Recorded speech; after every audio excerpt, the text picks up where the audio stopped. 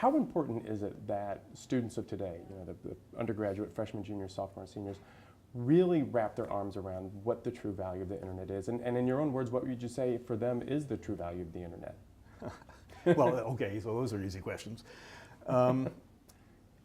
It's crucial. There are ways in which students, young people, already have just absorbed many of the lessons of the web and don't need to be taught them those lessons at all. We still have remnant notions, and they're very strong remnants. They're still in positions of power, whether they're in politics or business or in universities, that get their position in society, they get their respect, they get their money, their value from being old-style authorities. That is, people who vouch for the truth of what they're saying.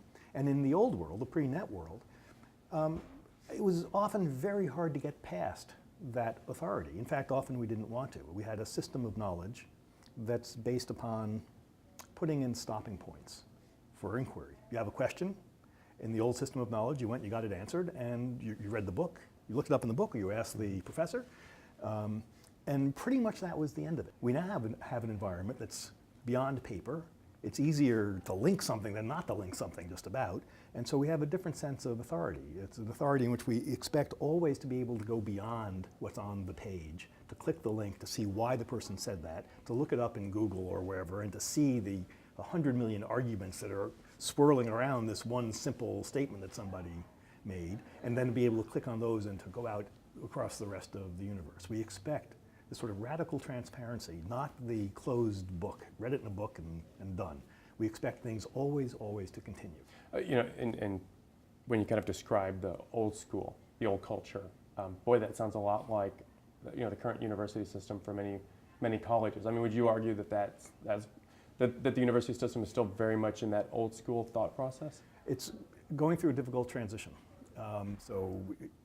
There are many, many, many people in the university system, not just students, but faculty who are living the internet life and learning at a pace they never did, and engaged in conversations with peers, with other academics, but also with a world of experts who may not have credentials.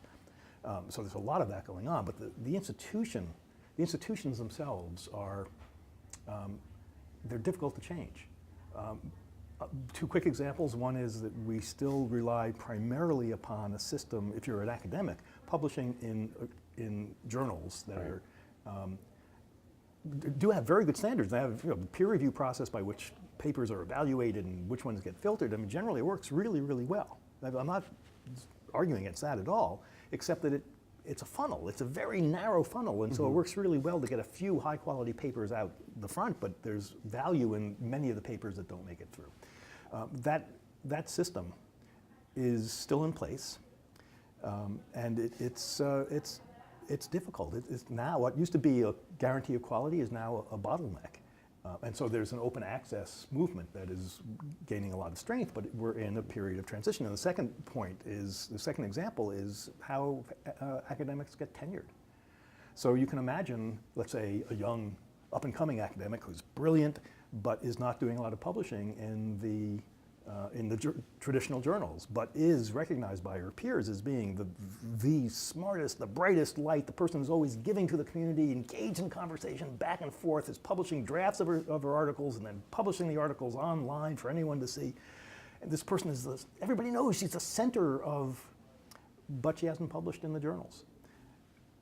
The tenure, in many institutions, the tenure decisions do not take account of the social networking, where much of the genuine excitement of academic life is now moving. These institutions, and it's not just universities, it's also government and it's business, these are very, very difficult to change, in part because they were set up for good reason. Interesting. So really, I mean, I'm going to paraphrase, the reality of it is that, a university system that kind of functions under that old school, pardon the pun, process of trying to control and contain information is going to be left behind. And the other thing I'm hearing you say is that really through the open dialogue, through the open conversations, that perhaps a university that is embracing this very open platform to be able to communicate and share and debate, they're actually the ones that are going to be generating even more knowledge out for the rest of the world. I think everybody recognizes that intellectual and academic life is moving on to the internet. It's not because it's trendy, it's because it connects people. Yeah. And that's where the intellectual ferment generally is.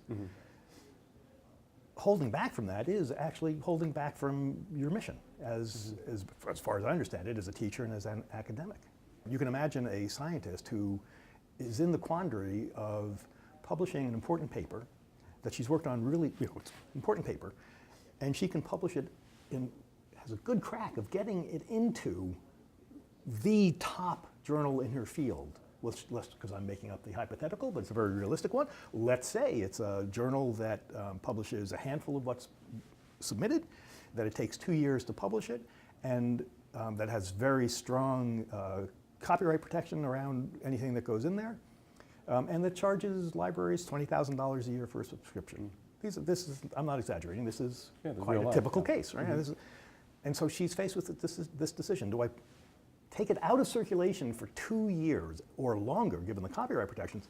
Do I take it out of circulation so that a handful of people who are connected to universities that subscribe and so forth can get to read it and help my career? It's a huge, it's fantastic to have been published in. Or do I go to one of the open access journals, or do I post it on my own website as soon as I've done the first draft, because I think it's so important, and that's how it's going to get into the intellectual lifeblood of the culture. This is a very real question. It's unfortunate that it's a real question, because the latter is in almost all ways a far better path for our culture moving forward. On behalf of all of Oklahoma State University, thank you so much for being here. We truly appreciate it. Oh, it's my pleasure. Thank you very much.